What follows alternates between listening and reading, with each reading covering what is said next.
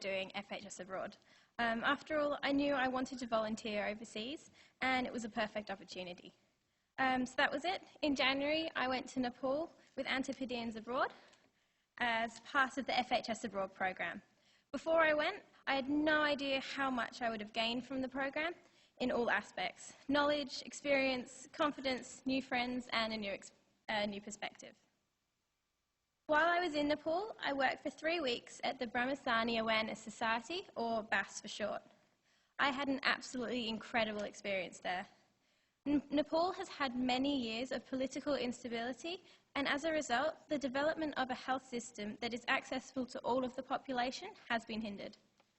Consequently, many people in Nepal who need medical treatment may have to travel long distances from rural or remote areas to get it. However, some of these people don't have the funds to then stay in Kathmandu or commute on a regular basis while they receive treatment, and this is where BAS comes in.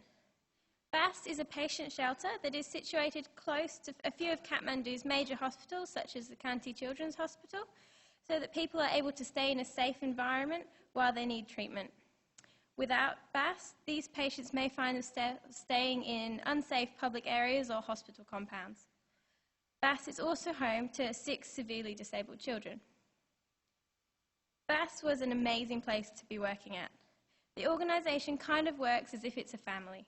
The founder treats all the children as if they're her own and has the mindset that if she's better off, she needs to give back to others. I thought this was amazing considering the work she's put in to BAS through the last 13 years to take it from a shelter with 5 beds to one now having 50.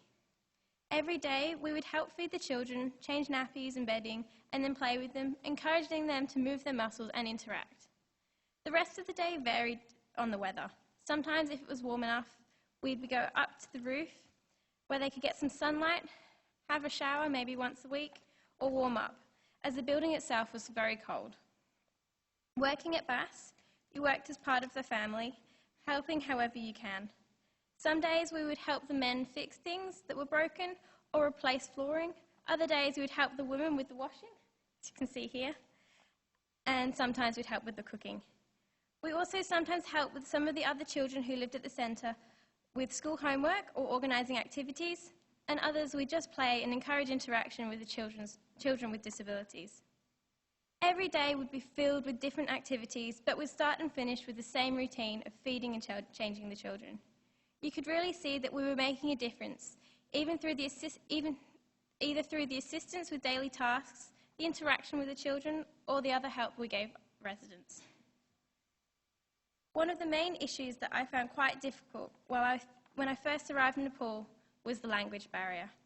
I was quite lucky with my host family that my 2 host brothers spoke amazing English, as did our host dad. However, our host mum spoke very little or no English. You can see here, and we quickly learnt quite a bit of Nepalese. Because of this language barrier, gestures became so much more important. Having done little travel in countries that don't speak English, I took on a new appreciation for gestures and non-verbal communication. Non-verbal communication was one of the many skills which I developed in response to the challenges that I faced on an everyday basis in Nepal. Generally, lots of younger people were able to speak English, but many older people couldn't or spoke very limited amounts. I found myself in a situation on one day trying to buy fruit with some fellow volunteers where the seller didn't speak English. However, through gestures and the help of an English-speaking passerby, we were able to proceed without a problem, but it really highlighted the language barrier and the necessity of non-verbal communication. I also experienced the language barrier while I was working at BAS. There were 2 Nepali women who lived at BAS due to their own health problems or their families, but helped out with the disabled children during the day. They were both lovely women, but neither spoke English, and my Nepalese is very basic, so we had to communicate with gestures a lot. On most occasions, this would be successful and answer any problems or questions we had. However, occasionally, this would end up with even more confusion, and we'd have to resort to asking the children who were on school holidays whether they could kind of translate for us. So even though the language barrier was sometimes a challenge, it always worked out in the end. Another key issue that I noticed in Nepal was the struggle of the disadvantaged, particularly those who are disabled. As I said earlier, BAS is home to 6 children with severe disabilities, ranging from cerebral palsy to autism and to hydrocephalus. When you got to know these children, they all had really lovely personalities, and I have to admit, I really missed them when I left. However, as it was explained to me by the founder of BAS, children are expected to help their families and then care for their parents when they are older, which they are considered to be unable to do if they have a disability. Consequently, children with disabilities are seen as a burden and place unwanted financial strain on families in multiple ways, and therefore many disabled children are abandoned. For instance, when the founder told me how the children had ended up at BAS, I reacted with disbelief. One of them had been found on the street after being hit by a bike. Another was abandoned in the hospital after the parents could no longer handle looking after them, and others were found abandoned inside or outside of the hospital. The hospital themselves don't have the facilities to care for these children, and consequently BAS is now their legal guardian.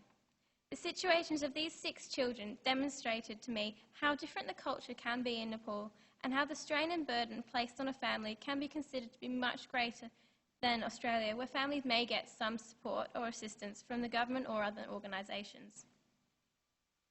One of the issues I personally struggled with was regarding the standard of care that the children were given in comparison to the care they may receive in Australia. While I know that the children at BAS received a far greater amount of care than they had previously, I was still frustrated by the condition, knowing that if there were greater resources and support available, their lives could be so much different. For instance, some of the children may have benefited from proper physio, which may assist them with basic movements, as they were unable to do things like sitting up, which would give them a lot better quality of life. Similarly, one of the children had a condition called hydrocephalus, as I said earlier, but because they were unable to get treatment in time, his quality of life had been greatly diminished. It's also very difficult to hear that the founder of BAS had no idea what their future would hold. She didn't know what would happen when they reached adulthood, so then they were just going along every day. From my personal perspective, which was reflected by some of the other volunteers who were helping at BAS, it's difficult to understand the situation that the children are in, and it's also difficult to understand that when you first get there, that is the best situation for them at the time. So, in my time in Nepal, I had a number of life lessons. One of the major lessons that I realised over my time in country was not to judge someone until you know why they're in the situation they're in. An example of this was I realised on my first day at BAS, and they had only 2 pairs of disposable gloves, and they washed them every day and reused them. I was shocked at first, and I couldn't believe what I was seeing. However, once the founder explained how BAS operated using donations from public and corporations, I understood that the need for food and other resources outweighed the needs for gloves and many other items, and that funds had to be prioritised to more important areas. Another lesson I learned was to go into everything with an open mind and no expectations. When you did that, you weren't disappointed as you had no specific ideas of what would be happening.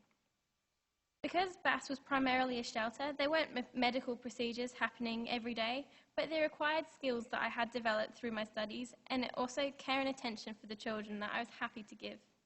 Being flexible with what you could do and think outside the box was important during this placement, and I think throughout the weeks I was there, I developed this more and more, and I was able to give back further in different ways. Whether it was trying to work out a way to minimise risk of pressure sores for one of the children, or working out better ways of encouraging the children to move and exercise. All in all, I had an amazing time in Nepal. It's a beautiful country filled with beautiful, caring people. I learnt a lot, experienced even more, and I feel that I can look at things a bit differently now that I'm home. I can't believe I had the opportunity to do